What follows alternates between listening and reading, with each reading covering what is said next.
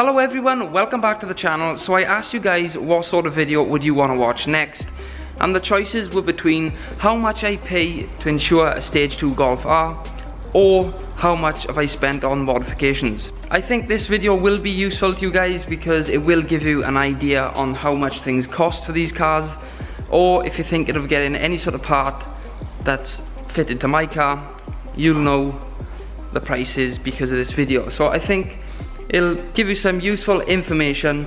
And before I get into the video, I just want to say all the prices on this list are for the parts that are fitted to the car. Now, as you guys know, I've had a front splitter and side skirts before, but the front splitter kind of flew off and took out the side skirts, so they're not on the car anymore, and that means it won't be on this list. So let's get on with the video, and now I'm gonna tell you how much money I've wasted on a Golf. So all the prices on this list are going to be rounded off to the nearest figure because I think it just makes it easier. And also some of the parts on this list, you may get them cheaper, you may not. So it really depends on who you buy them off. And also I've had some of these parts for a while, and I know a couple of things, especially the Remus exhaust system, have gone up in value. So prices changed, but these are the prices that I've paid. So I just want to get that out of the way. So the first thing on my list are the wheels. Now, if you guys didn't know, these are Team Dynamic 1.2s in gloss black. They're 18x8 ET35. Now these, you can pick them up pretty much off any wheel website. I picked them up from Demon Tweaks, and I think I had a fair deal, to be honest with you. The wheels are brand new and I paid £600 for them. On the list are BC Racing coilovers. As you guys know, before these I had VWR lowering springs. I would recommend them, you really can't beat them for the price, but the front end started to feel a little floaty with them, and I wanted to go 18s, and the VWR springs wouldn't have offered the right height I wanted. I had these from Driftworks and I paid near £800 for them.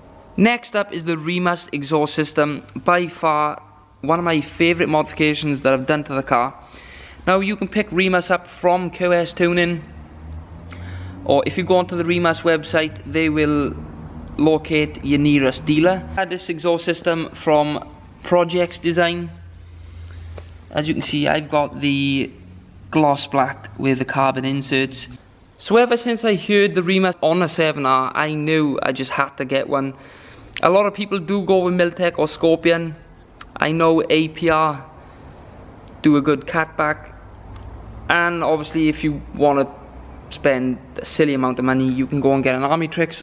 But with an exhaust system like a Remus, it's just not needed, because this, in my opinion, sounds so good compared to most of the exhaust systems on the market. Yes, you can get a Miltech for a little bit cheaper, but then they do sound tinny.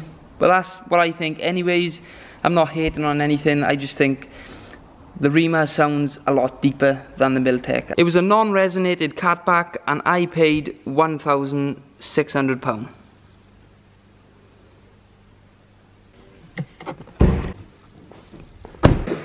Also, I've got a Miltech downpipe and I paid £360. I've also got a VW R600 intake. I'd really recommend this intake.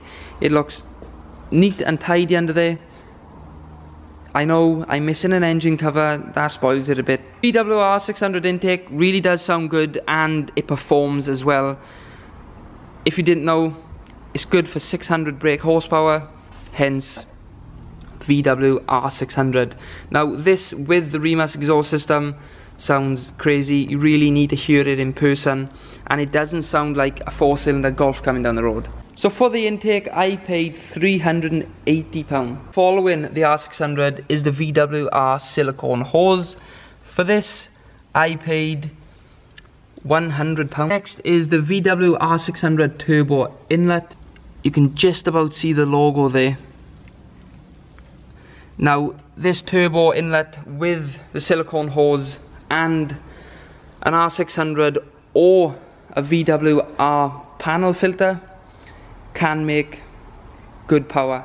So if you went stage 1 and had the turbo inlet, the silicone hose or not, and had a panel filter, you could probably make 370 brake off it, if not 360. So it's really good power off just intake and remap. So following these hoses leads to the VWR oil catch can. Now, if any of you guys didn't know, my Golf R had a smoking issue when you hard brake. This is the VWR PCV valve. Now, this comes with the oil catch can, and if you have a standard one, potentially it passes oil into the intake through the turbo, creating a lot of smoke. It can't happen with this oil catch can because there's 2 separate hoses. If oil comes from the PCV valve, it'll land in the catch can, and then this hose is the oil breather from the intake. Now, this is quite pricey for a catch can, but I can say it does work and it's solved my problem, and I paid £400 for it. Now, if you do have the catch can, where's your windscreen washer bottle gonna go? Because this replaces it, and the answer is the windscreen washer relocator. This is a tiny little expansion tank for the windscreen wash, and as you can see, there's nothing in it because it always seems to be empty. If you guys got one, you know what I'm talking about. I can fill that up now and it'll be empty straight away because this thing is tiny. But for that, I paid £42 for it, which is needed with the oil catch can.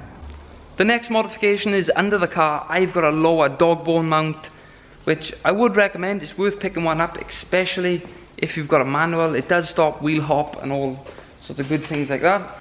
This modification is really easy to fit. It's only 1 bolt holding it in. Obviously have jack stands if you're going to do it. This little modification cost me £50. Bargain. So the mods on the list now are mods that you can't see, you can only feel, and that's APR Stage 2 software.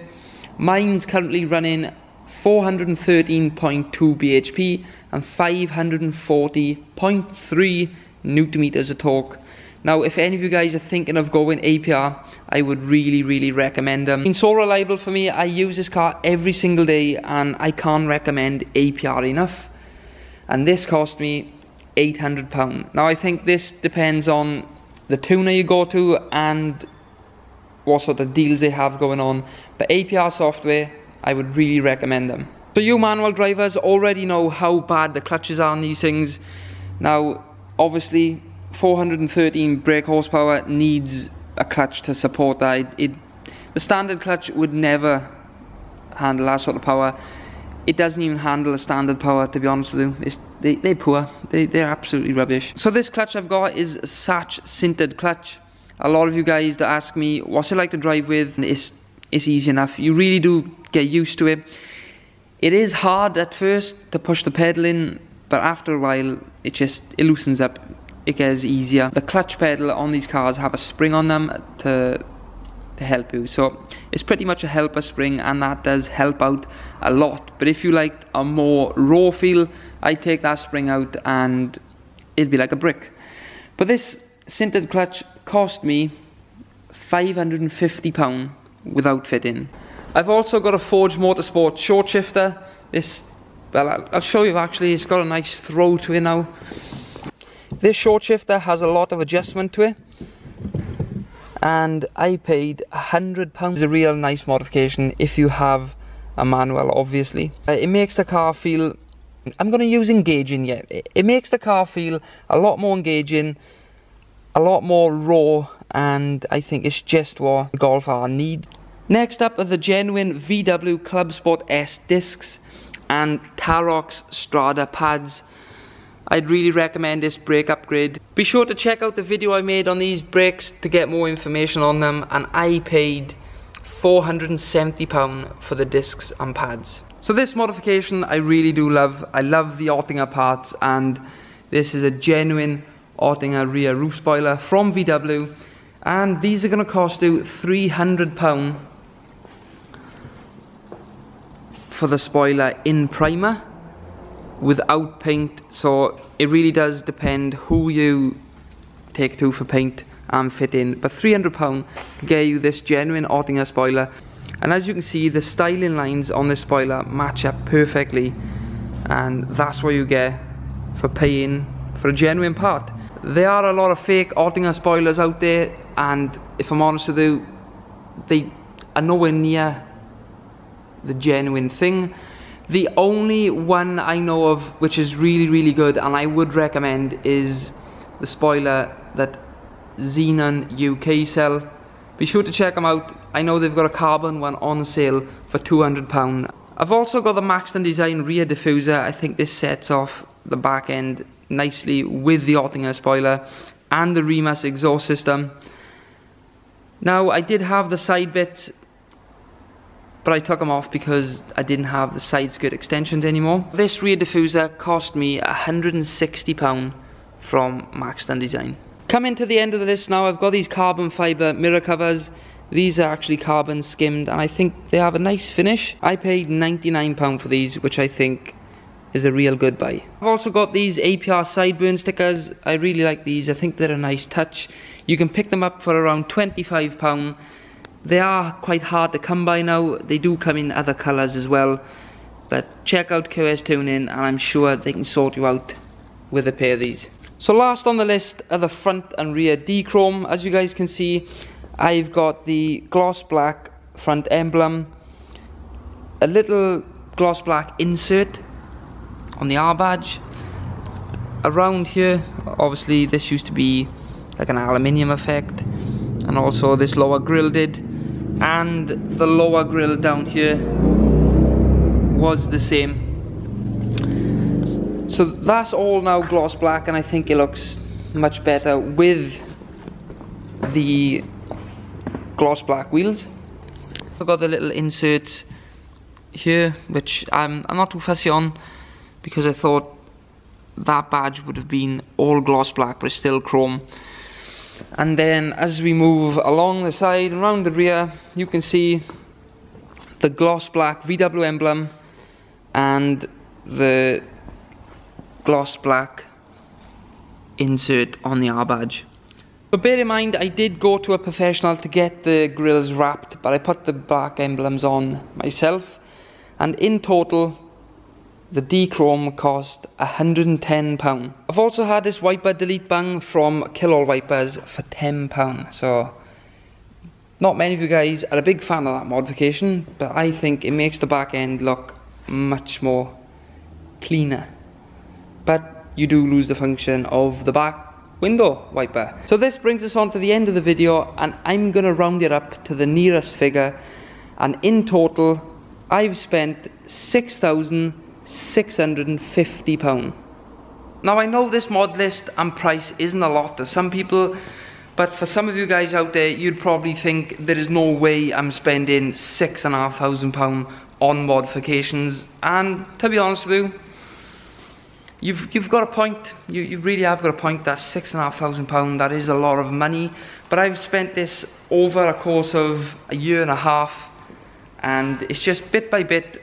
You guys already know how modifications work and how you just start getting the bug for it. As soon as you buy one thing, you want the next thing, and it's endless. But buying modifications is by no means an investment. It is a waste of money in a way. But then if you look at it the other way, all of us who are into cars, we just love modifying, and it's what we enjoy. It's a hobby. For me, spending money on my car and enjoying it and making content for you guys, I absolutely love it. So you guys know how it is. We're not going to change anytime soon. If you're into cars and into modifying cars, you just go down this wormhole of money spending, and it's never going to end. So the next modification for the car is going to be a bit Marmite. It's going to be 50-50. Some of you will hate it, some of you will love it. Personally, I love what I've got planned for this, and I can't wait to share it with you guys. So if you did go on to enjoy this video, if you did find it helpful in any sort of way, leave a like in the like rating down below. I really do appreciate it. Don't forget to follow R50 Motive over on Instagram. We post every single day without fail. and don't forget to subscribe for more Mark 7 content and more modifications, and I'll see you guys on the next one. Cheers.